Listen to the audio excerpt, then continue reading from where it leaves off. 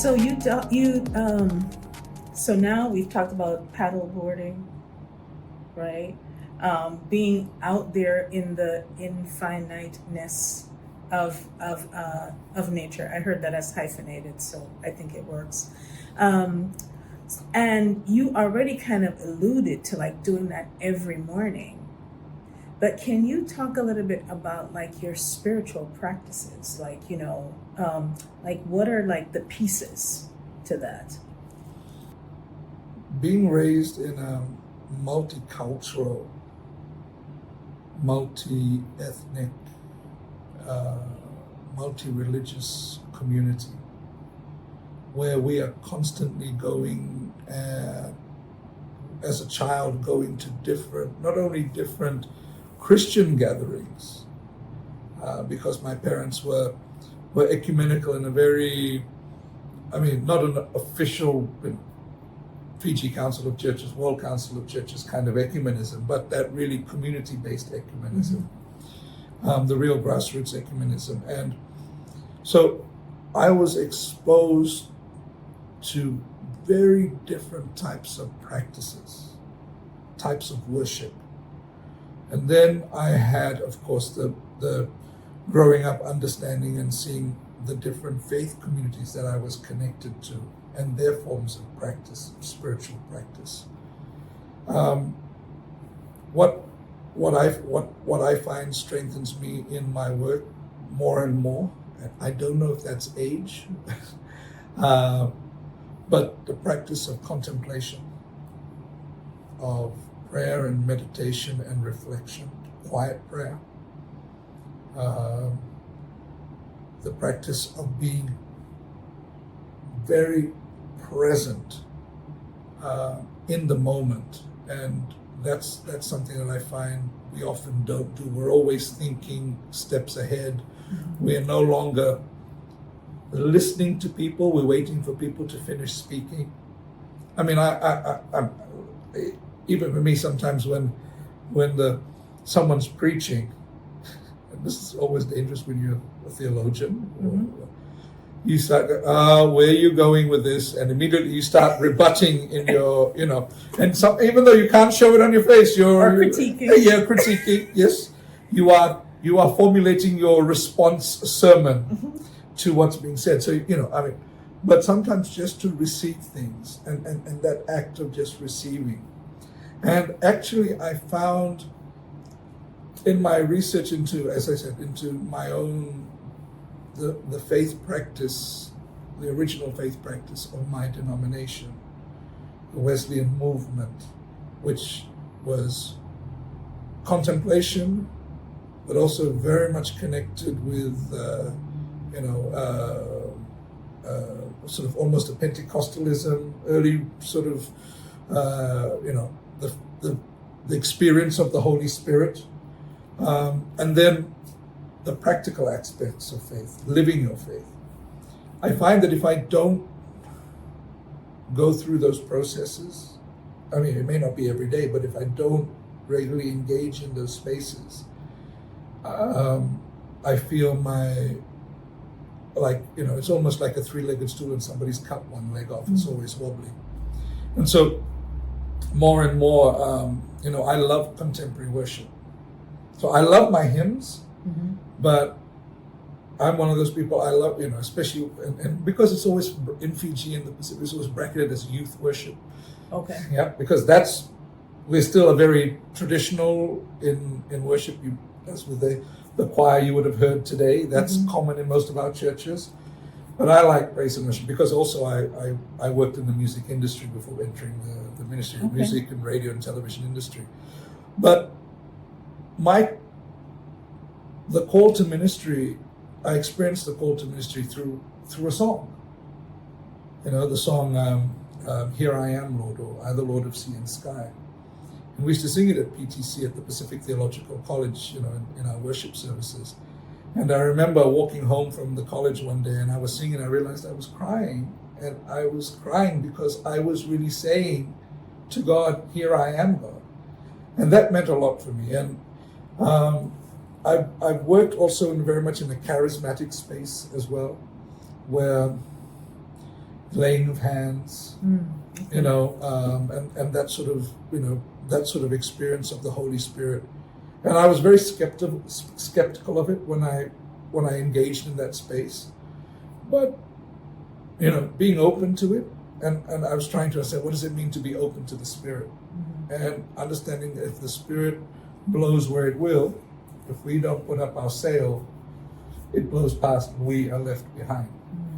So I get a lot of, when I'm drained, and this work is very draining, I go to praise and worship. Okay. Yeah. So I have that quiet contemplative time. I have the theological work, and then I enjoy my praise and worship, and really getting in touch with the Spirit, and just letting the Spirit do its work in my life. So you juxtapose contemplation with being out on a paddle boat, and also the need for quiet and for focus. How do you get all of those things in the same space when the paddle boat seems like it would require a certain level of like focus and concentration? And then if you really want to be in kind of a meditative space, you really want to be kind of maybe somewhat emptied, if you will, in not being focused in one. So can you talk a little bit about sure. how that works? How does that come question. together for you? Yes. The first time I went stand-up paddleboarding, after about 15 minutes, I knew every muscle I had in my foot. Because you're on the water, the board is like this, and your feet are working to keep balance, Okay. as is your core. But I've been stand-up paddling now for about, I think, 12 years. I have paddled inside the reef, I've paddled outside the reef, big waves, I paddle surf. And so all those things become automatic now. Right? So even my peripheral vision and watching the waves, I'm not thinking, I no longer think about all those things. That's just my senses operating. Okay. My muscles are operating. And I find that as I do that, I mean, it's like, you know, you use, you know, with the Catholic Church, or they use the rosaries, people use certain things to focus the energy, the physical energy on, so that the mind and the spirit can do its work. And so that physicality is usually not an issue for me. Okay. So the body, and in one way, the body is doing things, it's using up its energy, it's doing that, and your mind is free. And so for contemplation, that's great. But I was struggling with being, what does it mean to be 100% present in a space? Particularly these days when we have mobile phones and everything else, and in our busyness of the business that we do, of our work, you can be sitting in a space and you can be a million miles away. That's true. Right? And I find now that a lot of people, especially with cell phones, when they go to church, a lot of people feel uncomfortable sitting silently. Because when you sit silently, you start to think. And when you're in a church, you start to think about yourself and your life and things like that. And some of that's uncomfortable thinking. So how to be completely present. And I only learned this, got to this point about 2 years ago when I started surfing. Because when you're surfing, you are so focused on catching the wave at the right moment, the way you place your feet and all that, especially because it's a new activity for me. And the experience of there's a saying that I thought was a joke when I was young. It says, only a surfer knows the feeling. And it's because we cannot describe it. But that experience of gliding on a wave, the power of the ocean pushing you, and it's nothing you can do. All you are doing is balancing and riding it. And for me, that sort of in some space talks about moving, what it must feel like to truly move with the Spirit and be completely guided by the Spirit. And the challenge we face in life when we want to be 100% guided by the Spirit, we yearn to be guided completely by the Spirit, but then our brain gets in the way sometimes, or our experiences, our trauma, whatever it is.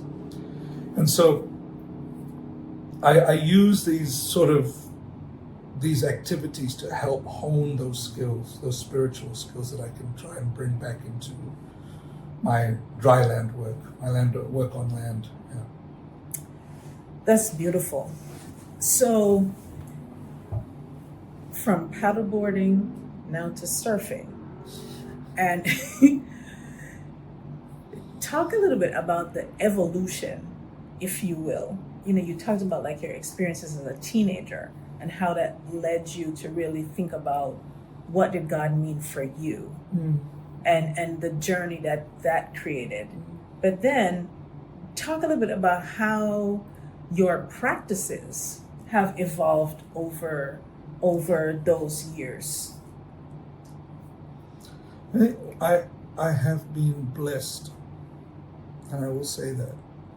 I consider it a blessing to have been mentored by, or to have some really wonderful mentors in ministry.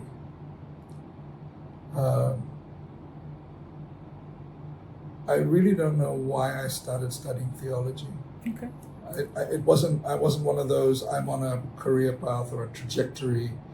Like I said, I came out of the music. I was still working on radio when I started my theological studies, and of course, working in commercial radio was a challenge after you start studying theology and ethics, because you're going, actually, what are we doing with some of the commercial stuff that we were pushing people into? But I've been fortunate at various places, spaces in time, to have some very good mentors. My father and my mother, particularly my mother, mothers and sons. So raised, and they weren't just parents, they were mentors in ministry. They were mentors because they lived their faith and their spirituality, particularly in social work.